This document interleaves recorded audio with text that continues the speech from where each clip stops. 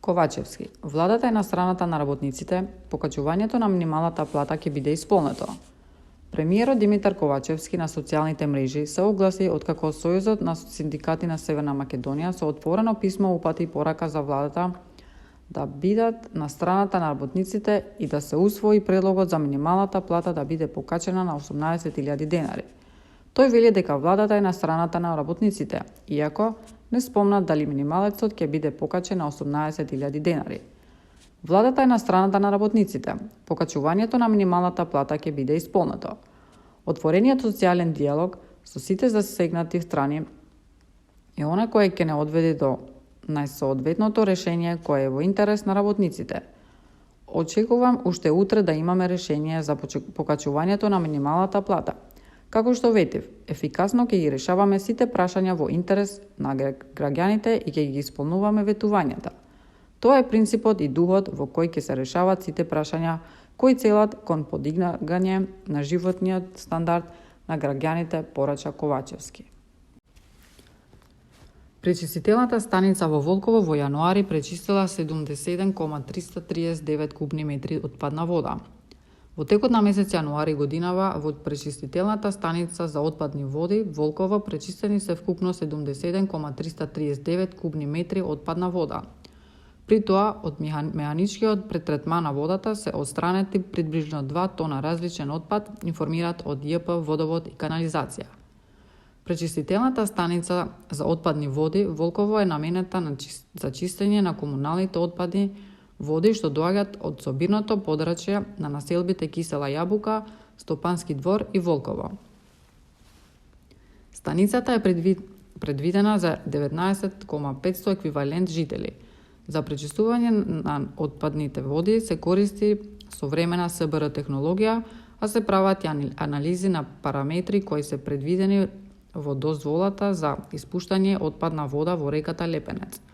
Од ЈП Водовод и канализација информираат и дека во периодот од 3 до 31 јануари 2022 година биле изработени анализи на 14 примероци од 2 мерни места. Направените анализи покажуваат задоволителни резултати и висок процент на ефектот на пречистување, а вредностите на параметрите на излез се движат во границите на максимално дозволените концентрации според правилник. Русија наскоро би можела да ја нападне Украина, но разговорите се уште се опција. Русија би можела да нападне Украина во наредните денови или недели, но сепак би можела да се определи за дипломатски пат наместо инвазија, изјави во неделата Џејк Саливан, советник на национална безбедност на Белата куќа, предупредувајќи дека руската инвазија ќе значи крај на гасоводот Северен тек. Русија би можела да преземе воена акција против Украина во секој од наредните денови или пак заканата и независноста може да потрајат со недели пред да нападне или Русија наместо тоа би можела да одлучи да го решава проблемот преку дипломацијата, изјави Саливан, кој изминатите денови даде серија телевизиски интервју за Fox News Sunday. Потенцијалната руска акција би можела да вклучи анексија на украинскиот регион Донбас, сајбер напади или сеопфатна инвазија на Украина, изјави Саливан за NBC Meet the Press, додавајќи дека Русија би можела да дејствува уште од утре. Русија распореди 70% од борбените сили за кои смета дека се неопходни за целосна инвазија и испраќа повеќе баталјони тактички групи на границата со својот сосед, изјавија во саботата двајца американски воени представници. Иако Русија распоредила повеќе од 100.000 војници во близина на границата со Украина, Москва вели дека нема планови за инвазија, но може да преземе неопределена воена акција доколку нејзините безбедносни барања не бидат исполнети. Меѓу нив е и гаранцијата дека НАТО никогаш нема да ја прифати Украина во членство, барање кое САД и НАТО го нарекоа неприфатливо.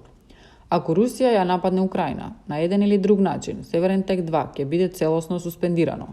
На Русија е целосно јасно дека сме се координирале со нашите сојузници, изјави за NBC советникот за национална безбедност Џо Бајден. На прашањето дали германскиот канцелар Олаф Шолц јавно ќе вети дека ќе го суспендира проектот Северен тек 2 за време на неговата инаугуративна посета на Вашингтон закажана за утре, Саливан рече: "Да, му дозволиме на германскиот канцелар да зборува во свое име." Сомнежите за трансатлантската алијанса делумно се појавија поради посветеноста на Берлин за проектот за гасоводот Северен тек 2 со Русија, кој беше остро критикуван од САД и земјите од Источна Европа. Кинеската компанија развива авион кој ќе биде поевтин од ракета и побрз од авион.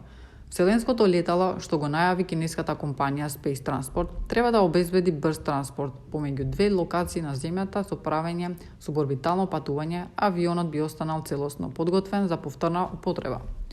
Развиваме ракета со крила за брз транспорт помеѓу две точки на земјата, чија цена ќе биде пониска од ракетите што носат сателити и побрза од традиционалните авиони, изјавија представници на компанијата во неодамнешното интервју за Yichen Times.